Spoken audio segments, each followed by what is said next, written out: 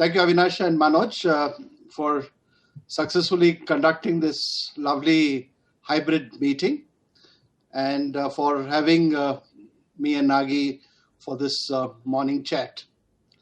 Nagi, good morning.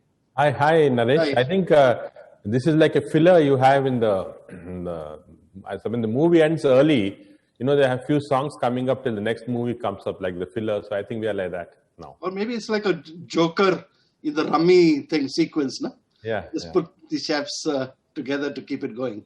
Yeah. Okay, Nagi, I thought we'll spend the next half an hour chatting amongst us. Yeah. Over the last few years, I remember speaking to you in Kochi about your personal life, your early days, in school and college and things like that.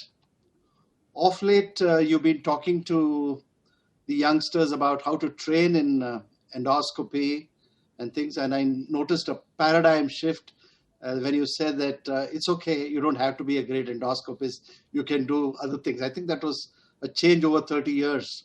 Yeah. That I know you, that endoscopy used to be the central focus for all your activities, but I think now you've been a little kind that say, okay, it's all right if you're not a great endoscopist, you can be great somewhere else. So Nagi, let me just take you through your journey. I remember, 84, when you joined the DM, you were just like all of us.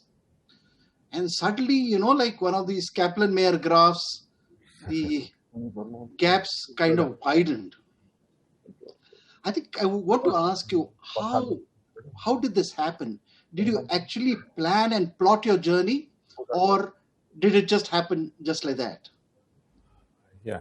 So Naresh, first of all, again, thank you for being so early in the morning here. I think this is going to be informal, as you suggested. Now, what happened was actually, I think it was not plotted or planned at all. Like you said, I was fairly new to PGI when I came in at 82, and all of you were the veterans there. So you're used to the system and all. It took me some time, at least 6 months, to get used to the system. And what happens in PGI is that when you enter as an outsider, especially when you come directly into your DM or MCH courses, you are looked down a little. To be frank, you are thought to be a little outsider who came in. It is easier to get into a MTech course in IIT rather than a BTech course. So if you get in through your MD, MS, and then go into your super specialty, you are considered a little different from somebody. So when a new person comes in DM or MCH, I think you agree, Naresh, that...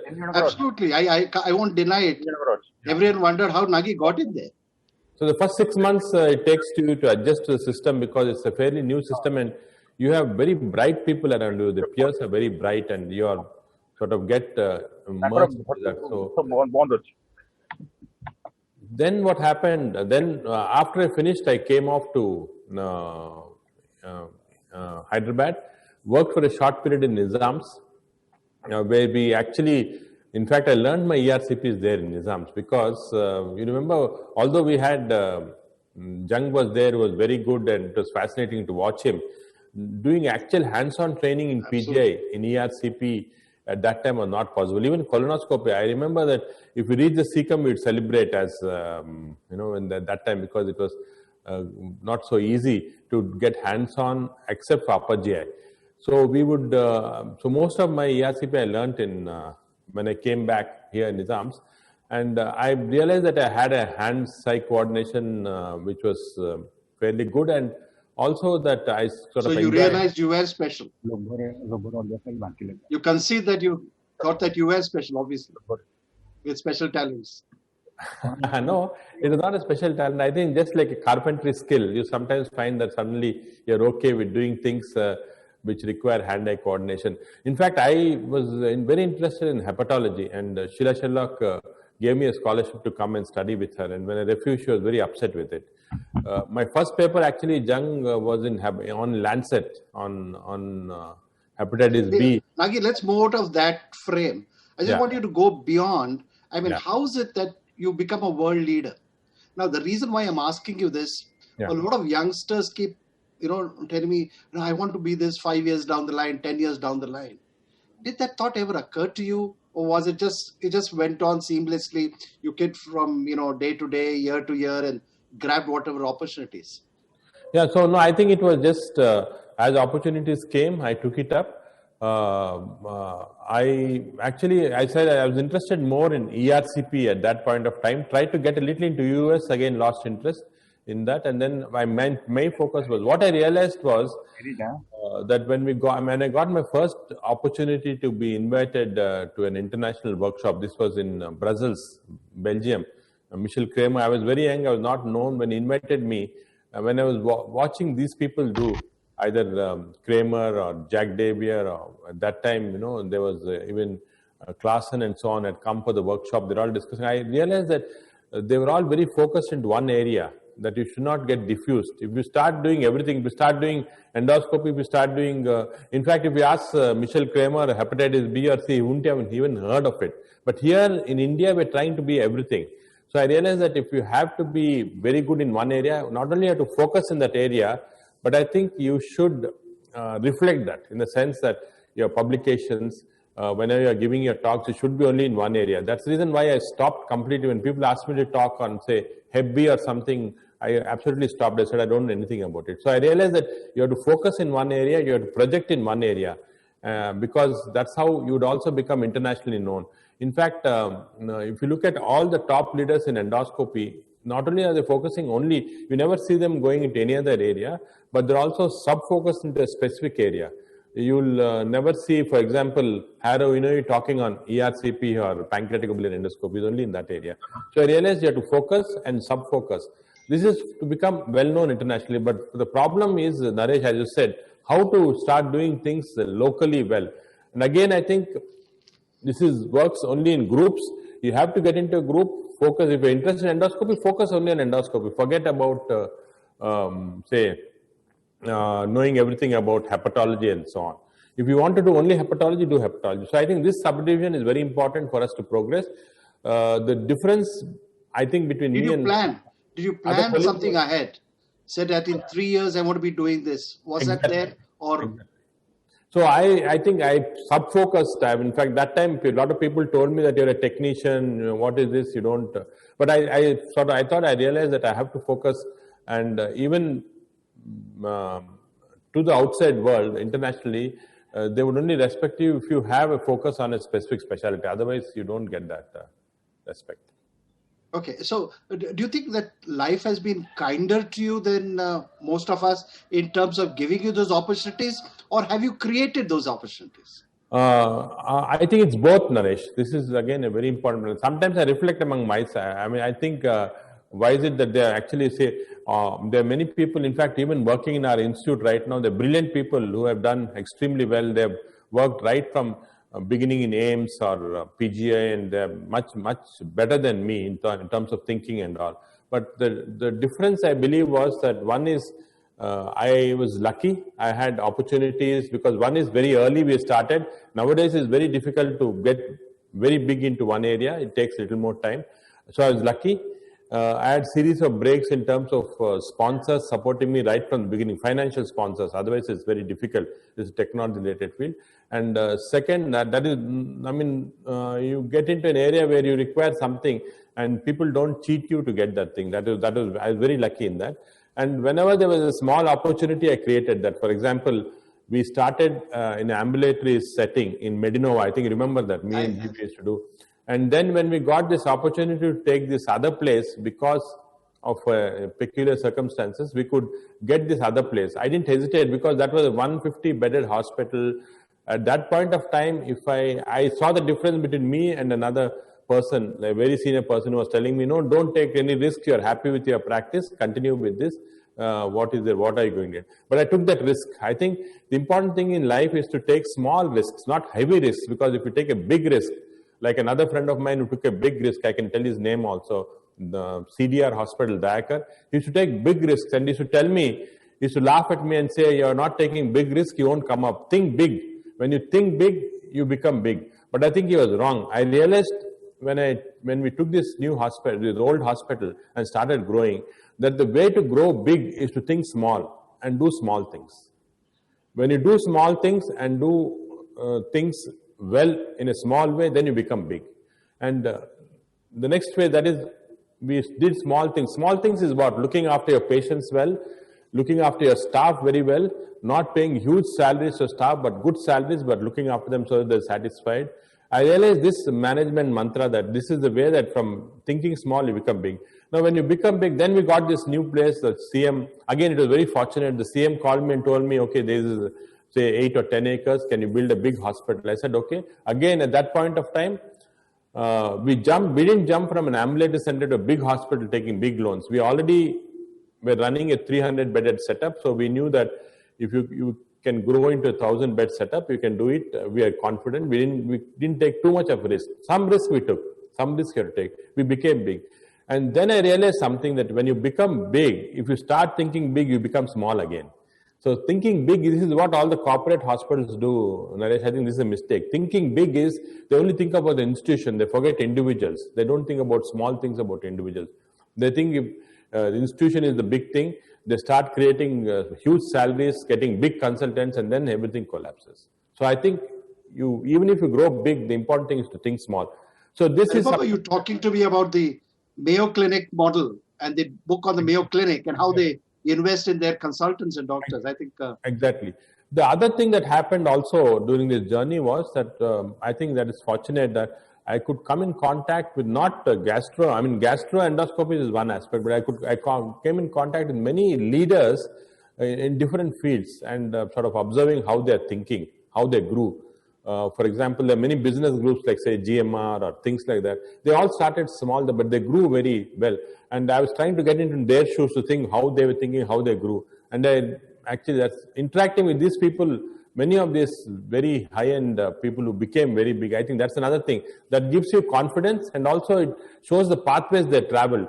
So at a time, you're learning the pathways of 10, 15 very successful people, and you know how that they have traveled, and then that creates a pathway. So I think that is very important. So I think the point is, as you came there, as somebody who just passed his DM, who wants to become something in life, I think he should not immediately think, okay, let me think of a big hospital, big setup and all. He has to start small. There is a luck element. You can't deny that. You have to be lucky, because otherwise we are all equal. I mean, we are all going through the same course. I don't think there's too much difference in terms of IQ between all of us. Maybe communication skills are a little different. Hand-eye coordination is a little different. But one can even practice to get this hand-eye coordination. I think you must initially think small and grow from small into this bigger space. It's like blowing a balloon. Blow it gradually and it becomes big. If you blow it suddenly, it might blow up in your face. Exactly.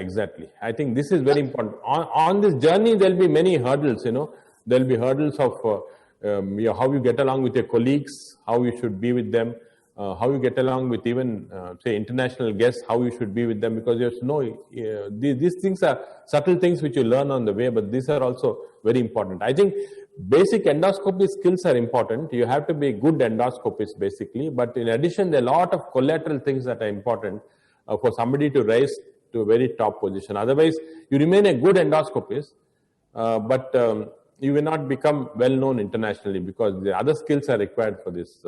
Okay, and let me ask you a slightly provocative question, Nagi. How much of a businessman do you really need to be to reach that success? So this is again something also I keep thinking, that actually the model we created is not a business model. It's a different model in the sense. What I was always thinking is that in this space, can we create an institution which doesn't depend upon investors, doesn't depend upon too much of bank loans, where all the doctors play some sort of role in the economic progress. So that's a model that we have been trying to evolve. It's not easy, it's difficult, basically because what happens is when people see some little success around you, there are a lot of people who want to profit from that. There are people who come in and say these things. There are a lot of people who want to, even banks want to profit from you. You'll be surprised. A lot of banks come, every day we get letters from the bank saying, okay, we can give you so much loan, please take it at this percentage and so on. So everybody wants to, but you have to be very careful. I'm actually very bad at economics and business, but I've had a very good guidance from somebody who's good in this area. So I think this is another important message. Many of us in this area are not good in terms of economics, because we're concentrating all our life on profession, gastro or endoscopy or hepatology, whatever. So we are not very good business people. At the end of the day, depend on one or two people who are very reliable, who are very good at things. And if you rely on them, then they will. But you have to be very careful, because if you rely on the wrong person, he'll destroy you. And this has happened to many people.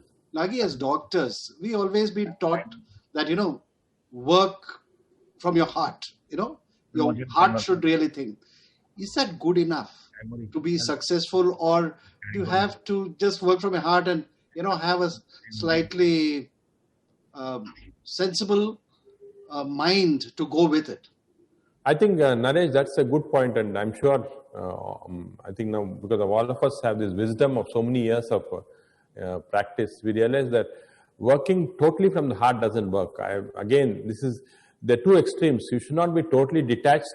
There are people who are totally detached, and this is terrible. They don't care about the patient. They just do their things, procedures, go off.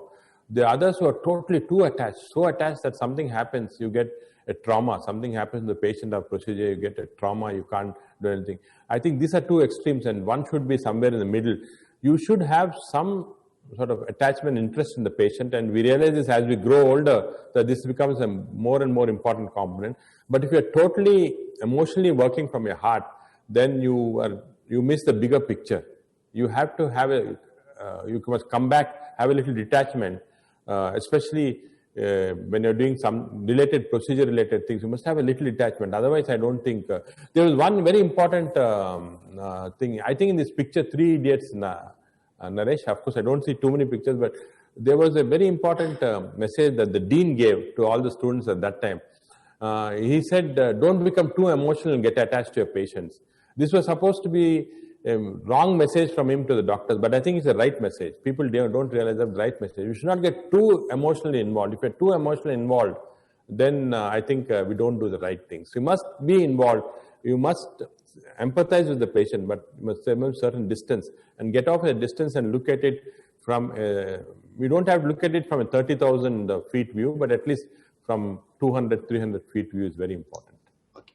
Nagi, just going back, you said that a lot of people around you in different areas who are entrepreneurs, who are successful men, you try to sort of learn from them, learn from their experience, get sort of close to them to learn from them. But what about contact building in, say, gastroenterology? Let's listen. How important is it to develop contacts in across the country, across the world, and how much did it play a role in your kind of journey? No, that's a very important aspect. I think it's always very important to be in contact with your fellow gastroenterologists all over. And this boils down to, I think, to some extent, humility. I'm not saying that everybody should be very humble and all that, but I think humility is very important, because that's what people are seeing in you. At least internationally, I find that if they perceive you as being arrogant, then you become a pariah. They don't come near you. They feel that somebody is doing well, but is still a very humble person. That's what seems to attract a lot of these people all over the world. They feel that this is a genuine person. So I think when we approach others, when you're talking to others, this humility is very important. But because again, this is the advice for some of the younger gastroenterologists. I find that some chap has mastered a technique, either third space or US, and he thinks he's a big fellow. And when he's talking even with certain big people, they talk very arrogantly. I've seen people talking to Peter Cotton or Jack David in a very arrogant fashion. Our people, youngsters, in a very arrogant fashion, as if they know everything.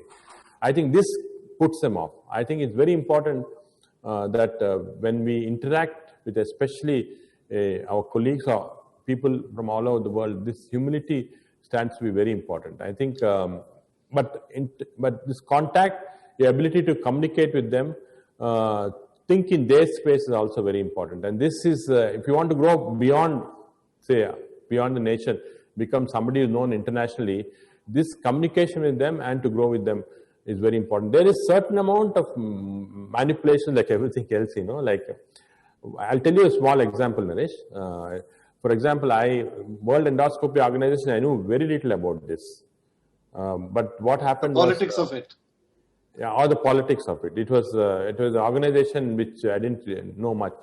But what happened was I was asked because there's a big, I don't know whether you remember this, but 2009 we did a big workshop. We are also there, where we called Jerry Way and Anthony Axon, all the people who were part of the W. I didn't even realize they're big people, so we called them. I remember I gave the presidential oration of the SGI in that meeting. Exactly. You gave the president's oration. I remember that. That was the year. So when this group came, all the world and they said, okay, there's a big center here in India. I think we should focus in India because they never had this focus in India. They're all the time in Japan, Europe, Germany, and so on. So they asked me, would you like to be a part of the chairman of one of the committees on this? I said, okay, I don't mind because it's a new thing. Let's see what happens. So I took up, I became the chairman of the research committee for that. And within a year, again, they were watching how you're communicating with other people. There used to be a lot of teleconferences. Every week we used to have teleconferences. The committee used to speak and all. There was somebody from Hong Kong who became the president that year. So he had to choose somebody from Asia to become the Secretary General. So he chose a Japanese doctor who was judge. So there was a Hong Kong and Japanese people. They usually it's that way, Japanese, Germans, Hong Kong, all the big people are there. But unfortunately, Japanese Dr. Tajiri is the one who was Secretary General. He became the president of the Japanese Society. And president of the Japanese Society is very powerful, very busy. So he said, I can't do this. So he suggested my name because, again, he had come for the meeting. He said, okay, he suggested my name. So this doctor from Hong Kong said, okay, be the president. But unfortunately, Charlie from Hong Kong, who was the president, suddenly became very sick just within 6 months. It's like, suppose something happens to Biden, Kamala Harris becomes the president. That's what happened. So he was very old, he became very sick, and then he suggested, so Secretary General had to take up.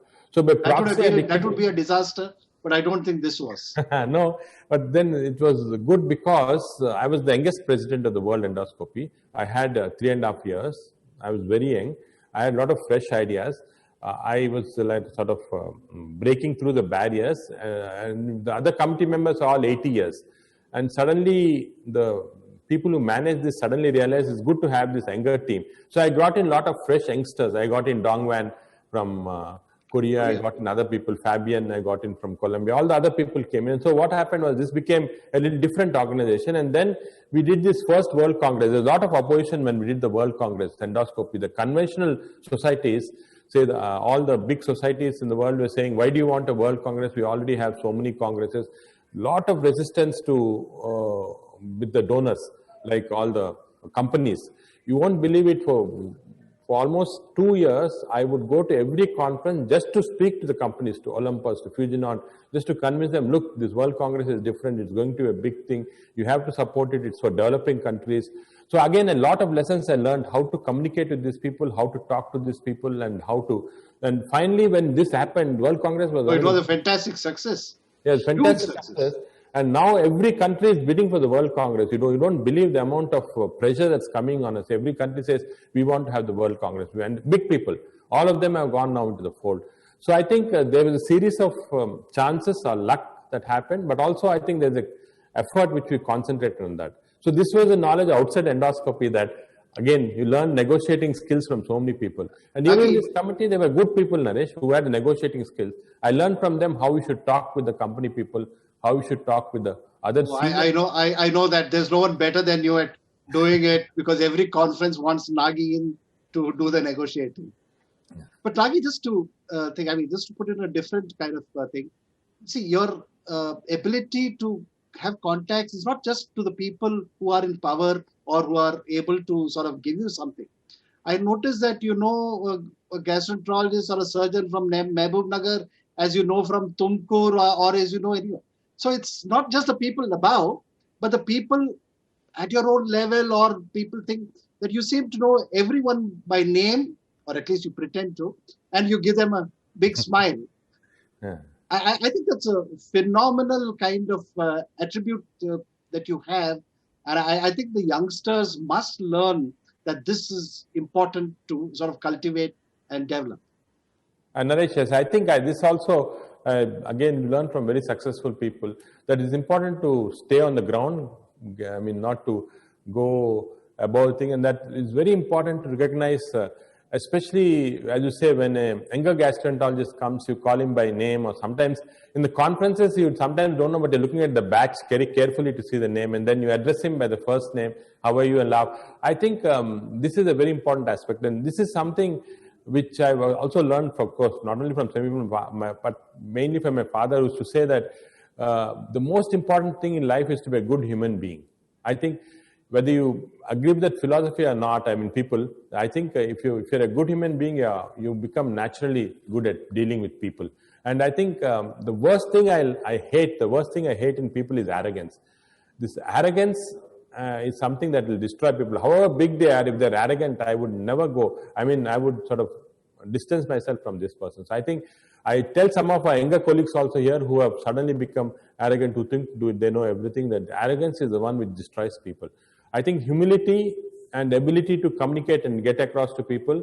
And what you rightly said, Naresh, is that sometimes you have to act humility also. Sometimes it may not come very naturally, but you start practicing it, it becomes a natural part of you. And for me, I think this is also very important, because unfortunately, I'm not trying to be very humble, but when I say that, I don't have special talents. I have an average IQ. In fact, I didn't do very well in my early schooling. And in PGI, I was not exceptional. I was like everybody else, not except that, something like Patrick or somebody you can say, oh, this fellow is going to be great. I was not like that. I was just average. I was average for many years. So I realized that I am in general a very average person. And if I didn't take the opportunities, if I didn't have the luck, I would have lived the rest of my life as an average person. And this is not humility, friends. This is just bluffing. Nagi has been above average and exceptional all along. Believe me, I know him from 1984. And so I think he's just like, he's been exceptional. He was about the best guy that we saw in our days, even in PGI, though he was focusing on hepatitis B and woodchuck virus and so on and so forth. All right. Nagi, you're almost known as the Ajata Shatru of gastroenterology. Everyone seems to like you. I mean, unlike most other people where they have their own detractors and people who are plotting and the thing behind their back. Have you gone through this phase that people resent your success? Yeah. They do, Naresh. There are a lot of people, there of course jealousies and other things are there. There are people who would it, and they do indirect things to express that. But I think best to ignore things. Actually, life is too short. I think we must focus on positive. I think you are only happy if you're contented in what you're doing. That's the reason why I'm saying people should be ambitious, but not too ambitious. If you're too ambitious, then you tend to falter. You tend to do wrong things, and you tend to be depressed if you don't achieve things. But you must be ambitious in a small way, so that you keep stepping up in a small way, and then see whatever you reach. Now, if you become too ambitious and think that you should, I think it's a mistake that I want to become Naresh, but tomorrow as soon as I finish DM, then it's not possible. I think you have to work on it in a small fashion, in small steps. Again, where to stop is different with different people. I think all of us know, a colleague of ours who's very happy just with a small practice, retired, and then probably come back again. So it depends on what level you want to set for yourself. My level is that I have these small ambitions each time, keep climbing these small ambitions. And if I achieve this, it's okay. If I don't, I step back and see what should be done next. Nagi, everyone knows about the hot Nagi. But what are the soft Nagi? I mean, the personality that not many people know. A lot of people think that Nagi doesn't have a sense of humor. He's one of those grim, grumpy chaps who's just cannulating and focusing on his work, a workaholic. I think people need to know the soft Nagi. And I mean, I know that Nagi has a phenomenal sense of humor. And if you send him a joke, he'll be guffawing for quite some time. I do recollect when I was not well, about 18, 19 years ago, Nagi drew down from the airport to come and see me. So there is a soft part of Nagi which not many of you see, but I think you ought to know, because this is a very important part of his personality as well. Nagi, why doesn't that softness why is it not seen by the vast majority of people? You hide it somewhere? Actually, Naresh, in fact, our board, the hospital board, often criticizes me saying that you're too soft with people. You have to be more tough and all. But I think you can also be soft and rigid at the same time. You have to be. I think again, a typical example is Patrick. He looks very soft, but he can be very tough and rigid. So I think you can be both. And I've seen again many leaders having these characteristics. I'm actually sometimes I feel that I'm also in heart too soft. So I can't take hard decisions. It becomes extremely difficult for me when even running an organization like this to get tough with employees, to dismiss employees. I feel a lot about it. So there is a definite weakness in that. But I think basically, as I said, the important thing is to be a good human being. If you're a good human being, and the small things don't matter. I think one of the things that takes over people sometimes is like somebody else is very successful. Then you start feeling about that, why this fellow trying to pull down, the average mentality of most. I think all over the world it's same. They say Indian mentality, but I think all over the world it's same. So I think that type of thing, the attitude goes off completely. If you're very satisfied within yourself, and the concern for others becomes very important. Your concern for somebody, something happens, the concern which is there, I think that's very important. Nagi, just a last question now. You've been there, you've done it all. You've been the world's greatest endoscopist. You've built the finest institution of gastroenterology in Asia and perhaps the world. What is there now left to achieve? So I think I always keep thinking that how I should go to the next step. Again, is there a next step? There is a next step always, because one of the things is that if you get into area of complacency, if you think you're very comfortable, achieve everything, that's the end. Then you don't go forward. So I always try to make myself uncomfortable at that level. So whenever I reach a sense of complacency and I think people say, okay, you've done everything now, then I become uncomfortable. I start thinking, what should I do next? What is the next step? So, of course, very late in life, I've started developing a lot of interest in basic sciences. We run a very strong basic science center here, and I've sort of developed an interest in that. I'm spending a little more time in that and trying to see if I can maybe, because what happens is as you age, your skills change. You become more wise, but your final skills come down. So I think there is a certain point of time when all of us should say, okay, I stop doing this thing and go to another thing. And I'm slowly starting to approach that. Maybe in a couple of years, I'll have to go into a different sphere. Mentoring is very important. I think we should establish a platform for people, the younger generation. I think this is something which we neglected. I know that you are very interested in that. That's something I think we should start thinking about. There are other things that I keep thinking. I'm very monochromatic. I don't know anything about music or anything, little about sports, but very little about other arts. So I'm also actually trying to develop skills in those areas also. Yeah, I know the standard saying is that if Sridevi were to land up in his OPD, he would be wondering, whether we should go ahead with the colonoscopy or not, rather than knowing who she is.